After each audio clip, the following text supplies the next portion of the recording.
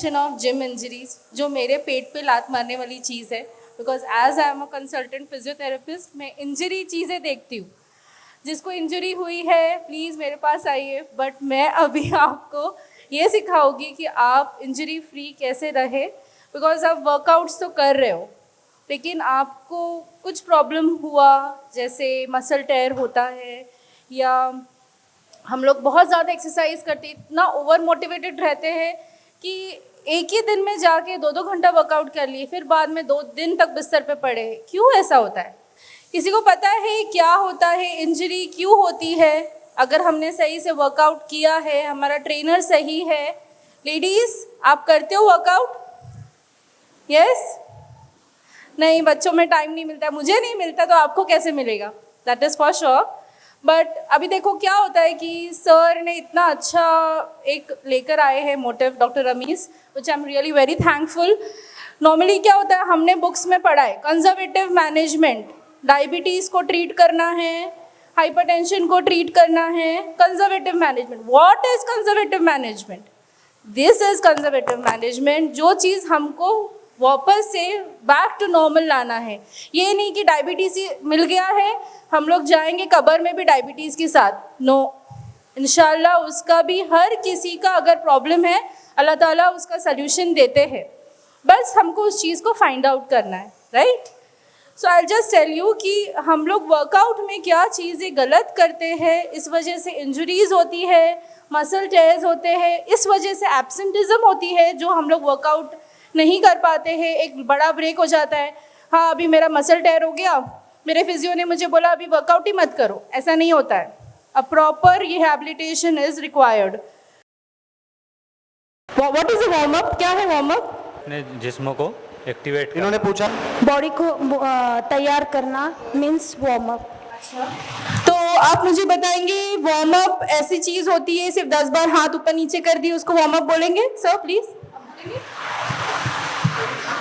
10-10 मरतबा पूरे जॉइंट्स को घुमाना है, करना इस तरह से। जी, अपने जितने जॉइंट्स हैं ओके, एक्टिवेट करना, थोड़ा सा ऊपर नीचे किए जिसमें को ये चल नहीं रहा। बॉडी जो है जिम के लायक हो जाए, इस टेम्परेचर को। Right, yes, what he meant is, जो टेम्परेचर इन्होंने बात की, ये बहुत ज़रूरी है, ठीक है?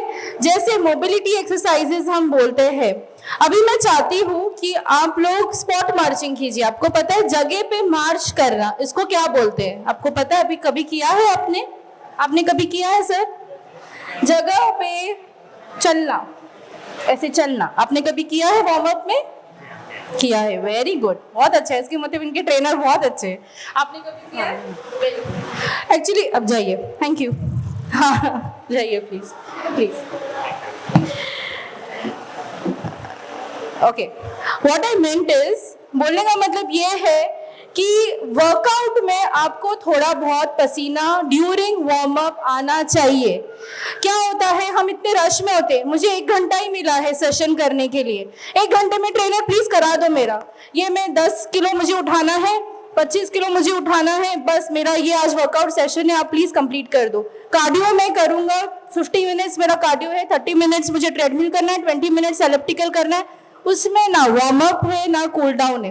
आई हैव सीन ट्रेनर्स जो बोलते हैं कूल डाउन, हाँ जाओ, हाँ बाय, आप कर लो कूल डाउन, ठीक है? ऐसा नहीं होता। There are phases of a workout which is warm up, training and cool down, ठीक है? वार्म अप में पसीना आना चाहिए। अगर आपका वार्म अप में पसीना नहीं आया, इसका मतलब वार्म अप नहीं हुआ। 10 बार ऊपर नीचे करो, शोल्डर ऊपर नीचे करो, एल्बो ऊपर नीचे करो, this is not a warm up. I am telling you very properly, ये वार्म अप नहीं होता। वार्म अप में क्या होता है मैं आपको बताती हूँ। सी, इसमें ऐसा होता है कि आपका हार्ट रेट बढ़ना चाहिए, ठीक है? आपको समझना चाहिए कि आप कुछ करने जा रहे हो। अभी आप आए हो घर से टहल कर, आपको बोल दिया कि 6 स्पीड पे ट्रेडमिल चलना है, एकदम से शुरू करोगे, muscles are not in a good position to accept that energy level. आप समझ रहे हो? वो चीज एक्सेप्ट ही नहीं करेगा। Ladies, are you there with me? आप प्लीज हाँ बोलेंगे? ओके तो ये चीज एक्सेप्ट नहीं करने वाला है। अगर वो एक्सेप्ट नहीं करेगा तो आपको कुछ ना कुछ सोरनेस होता है, या तो मसल क्रैम्पिंग्स होते हैं, या तो एक कंडीशन है जिसको हम बोलते हैं शिन स्प्लिंट्स। शिन स्प्लिंट्स ऐसा होता है that is extreme pain in your calf muscles, मतलब हमारी पिंडलियों में इतना दर्द होता है कि हम यहाँ से वहां नहीं चल सकते। तो हमको लगता है कि वर्कआउट में गलती है, ठीक है। So basically warm up if something जो आपका हार्ट रेट बढ़ाना चाहिए, पसीना आना चाहिए।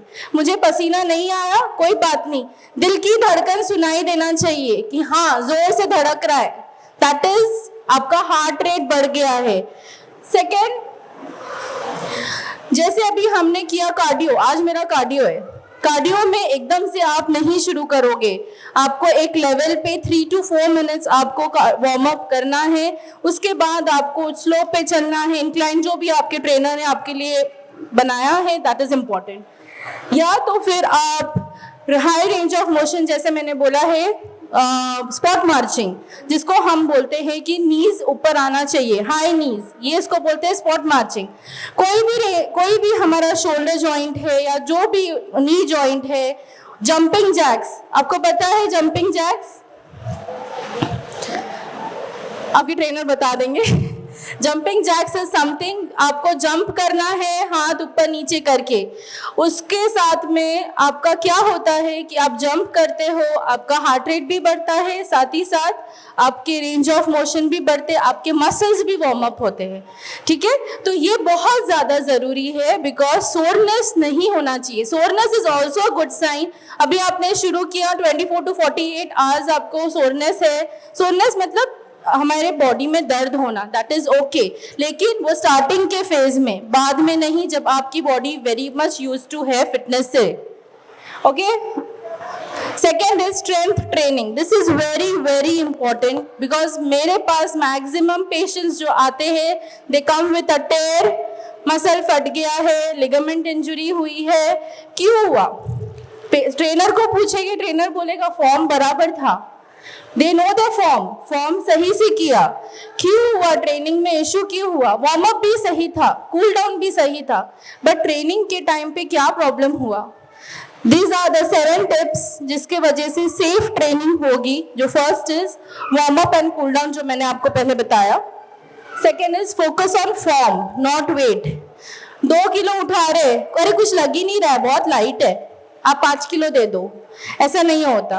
5 kgs में अगर आप 2 रेपिटेशंस कर पा रहे हो, इसका मतलब आपका स्ट्रेंथ बड़ा नहीं है, आपको फॉर्म होना जरूरी है। As a special population please मैं आपको बार बार यही बोलूंगी कि स्ट्रेंथ पे ज्यादा कंसंट्रेट नहीं कीजिए, एंड्योरेंस पे ज्यादा काम कीजिए।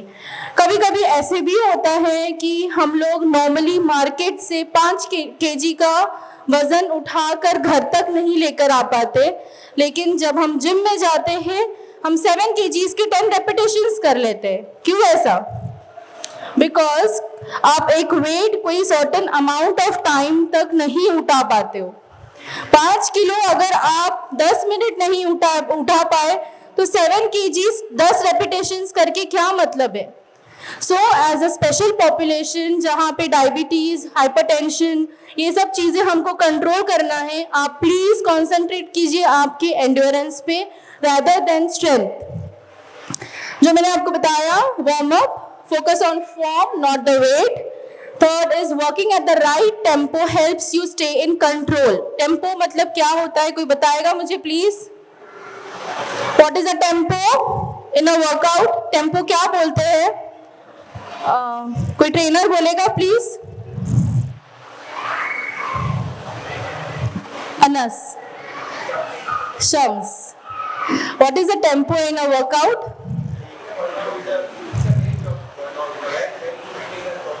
Okay, very good. बेसिकली एकदम सिंपल लैंग्वेज में दैट इज अ स्पीड, है ना। ये आराम आराम से कर रहा है बंदा, 5 किलो उठा रहा है, 1, फिर बाद में बोलेगा थोड़ा रुको, 2 उठाएगा, थोड़ा रुको, नहीं हो रहा है सर, 3, नहीं। You have to maintain a tempo, एक स्पीड रहना चाहिए। अगर आपका एक स्पीड है, जैसे this is a particular speed, तो आपका मसल कॉन्ट्रैक्ट सही होगा, रिलैक्स सही होगा, उसका इफेक्ट आपको सही आएगा। समझ आया? Fourth is attention to your breathing. कितने लोग ब्रीदिंग पैटर्न पे ध्यान देते हैं? Please raise your hands. कोई किसी ने सोचा है? हाँ, वेरी गुड सर। कोई सोचता है, मुझे कोई बताएगा कि उसका ब्रीदिंग पैटर्न क्या होना चाहिए? ये चीज बहुत ज्यादा जरूरी है, क्योंकि मेरे पास पेशेंट स्लिप डिस्क के आफ्टर अ वर्कआउट क्यों आते हैं? 25 साल का बंदा है, स्लिप डिस्क हो गया, क्यों हो गया? What is the reason? वो वर्कआउट कर रहा था, 10 किलो उठा लिया, स्लिप डिस्क हो गया। व्हाई? कोई या तो फॉर्म का प्रॉब्लम है, या तो एक्सेसिव वेट, या तो फिर आपने ब्रीदिंग पैटर्न में सही नहीं किया। बिकॉज बेसिकली ब्रीदिंग पैटर्न का एक सिंपल सा फॉर्मूला है, जब भी आप कोई चीज एक्सर्ट करते हो, आपको सांस बाहर फेंकना है। Exhale while you exert. Okay, जैसे आपने स्क्वाटिंग किया, जब आप नीचे बैठते हो तभी आपको सांस बाहर लेना है। जब आप ऊपर उठते हो तभी आपको सांस अंदर लेना है। This is the breathing pattern. बहुत सारे केसेस में ऐसे होता है, लोग ब्रेथ होल्ड कर लेते हैं, जिसको हम बोलते हैं वाल्सल्वा मैनोवर। तो इस चीज के वजह से, डिस्क पे प्रेशर आने की वजह से इतना प्रॉब्लम होता है कि स्लिप डिस्क हो जाता है। फिर हमको लगता है हमारे लिए तो भी जिम है ही नहीं, हम जिम नहीं करेंगे। क्यों नहीं करेंगे? उसकी वजह से मुझे स्लिप डिस्क हो गया। क्यों हुआ? दिस इज द बेसिकली जो आपका एक नॉर्मल ब्रीदिंग पैटर्न है, that is very much important in a workout. Okay, so please trainers as well as, जरूरी नहीं है हर किसी के पास पर्सनल ट्रेनर्स हो, जब आप खुद भी करो तो आप इस चीज को प्लीज ध्यान में रखिए। नाउ कार्डियो ट्रेनिंग में भी जैसे मैंने आपको बताया, warm up and cool down is very much necessary. Intensity होना सही है, फ्रीक्वेंसी होना सही है। Okay, other one is cool down. Cool down पे ज्यादा लोग ध्यान नहीं देते हैं। Cool down is something active cool down, जिसको हम बोलते हैं लो इंटेंसिटी एरोबिक एक्सरसाइज। जब आप ट्रेडमिल पे हो, धीरे धीरे चलना, आपका स्पीड कम कीजिए, ऑटोमेटिकली आप कूल डाउन हो जाते हो। दूसरी चीज है स्ट्रेचिंग, क्रायोथेरेपी। क्रायोथेरेपी मतलब जब आपको, जैसे अभी आपने कुछ शोल्डर वर्कआउट किया है, आप उस पे आइस पैक्स भी लगा सकते हो for cool down. That will really help you to relieve your sore muscles. Hydration, पानी पीना बहुत ज्यादा जरूरी है। एक्सरसाइज के पहले भी एक पर्टिकुलर अमाउंट पीना जरूरी है, और इवन एक्सरसाइज के बाद।